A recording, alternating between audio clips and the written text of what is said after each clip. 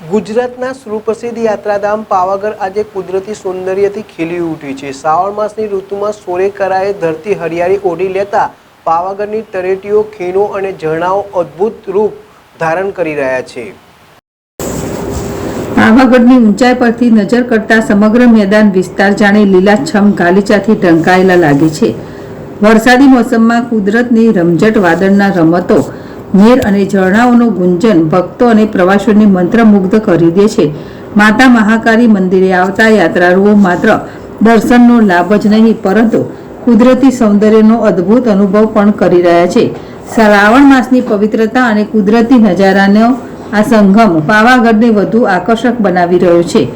પ્રવાસીઓ માટે આ સમય પાવાગઢની મુલાકાત લેવા શ્રેષ્ઠ માનવામાં આવે છે, જ્યાં ભક્તિ, શાંતિ અને કુદરત એકસાથે અનુભવાઈ રહ્યા છે। તો દર્શકો, પાવાગઢમાં આ સારાની કરાનો અદ્ભુત નજારો આજે સૌને મંત્રમુગ્ધ કરી રહ્યો છે। કિરણ ગોહિલ, ZSTV, પંચમહાલ।